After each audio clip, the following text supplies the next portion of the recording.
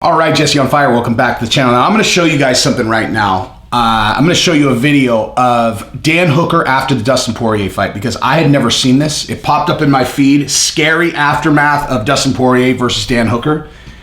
And I just randomly clicked on it. It's only a minute long, and I'm almost certainly going to get hit with copyright on this, but I don't care. This is one of those videos I just have to do because here's the thing about this. The way that you interpret this video will tell you everything about how you see this sport. Like what mixed martial arts is will be defined for each person literally based on exactly how this makes you feel.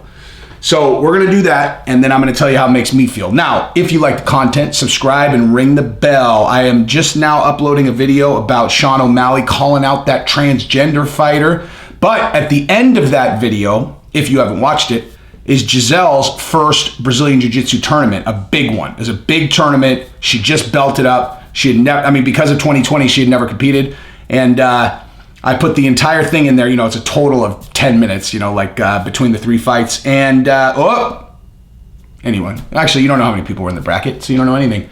But you can experience it like I did as a father who loves his kid more than anything in the world and has taken her to Jiu-Jitsu 6 days a week, 2 hours a day for the last year. So you guys can watch and bite your nails like I did. Anyway, so let's talk about this thing. But first, let's watch this real quick. Let's. This is obviously Dan Hooker after the Poirier fight. Ready? Boom.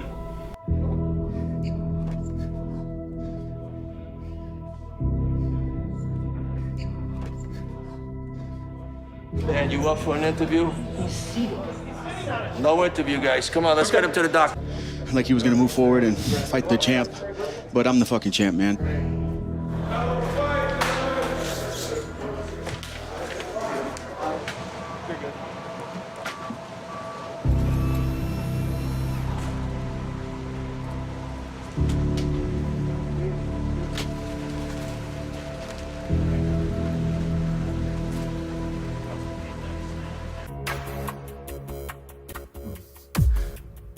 The eyes away from back up again.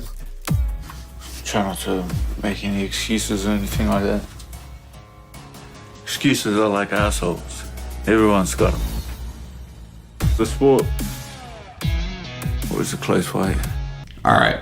So that part where he's getting loaded into, actually first, the part where he's slumped over in the chair, and they ask him if he wants to do an interview, and he's like, no. It's like, first of all, that's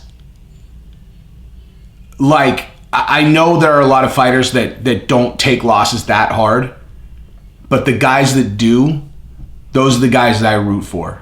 You know, where success is where the failure is that crushing, because it makes the stakes so high.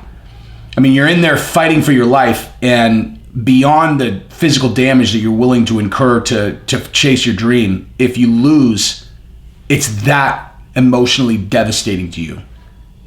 And the way you're going to decide whether you get the elation of success and without even factoring in the years of training and dedication towards what you're chasing.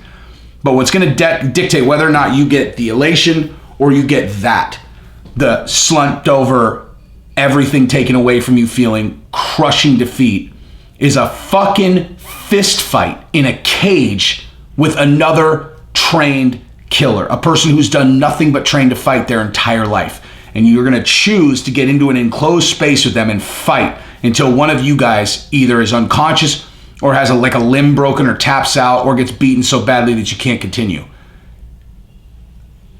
Like the fucking balls on that, and the sacrifice, both in the training and then in the, you know, the emotional side of it, the family, all of it. It's like, I just don't understand how anybody could watch this sport and not understand what they're looking at. Like, it's the best sport ever. And then the scene where he's getting loaded into the hospital or into the ambulance, and it's like, you know, he looks like he's gonna die. You know, like he's just, I'm sure, you know, of course, a lot of that is like a combination of the damage he took, but also just the pure exhaustion, you know. But I think anyone who's not a UFC fan or it's even like someone who might watch a little bit of boxing here and there, but you show a regular person that, and they're going to think to themselves something like, I can't believe that this sport is legal, you know, like, or like, man, like this is brutal. This is terrible. Like this poor, you know, this is awful. Something like that, you know, or if you're a big UFC fan, you're like, damn, that guy got fucked up, man. Like that guy got fucked up. What a crazy fight. I look at it, I'm like, look at what he was willing to give in there to try to win. Like, look at what that fucking guy was willing to go through to try to win that fight. Like, that's what's left of him. Like, that fucking right, that is what's left of him now. He can't even lift his fucking arms. He can't move his head from this side to this side because he has nothing left. All of it left in the cage. Like, that's how much he wanted to win. It's fuck. I mean, come on, man. That's fucking MMA right there. It's like, it's it's not about the brutality. It's about the sacrifice. It's about like the willingness to just go all the way through the grinder to chase this like impossible dream. It's the fucking best thing ever. And you got, again, the other thing is just in terms of Dan Hooker himself, you can't dismiss that image of him in the, you know, in the ambulance, and also him on that chair, slumped over, crushed, when you consider what the outcome of that next fight was, where Chandler just put him down in, you know, first couple punches that he threw. And if you think about that, you know, that crushing, soul-crushing defeat that he took, and then the next time he comes out, he fights against Chandler and he gets knocked out. And then you think about Dustin Poirier, and Dustin Poirier, who was equally, if not more, crushed when he lost that Khabib fight, where he thought his entire life had so Dan Hooker thinks his whole life is leading up to this. He beats Dustin Poirier, he gets his title shot. It's the biggest fight of his life. And he leaves everything he has in the octagon and comes up short.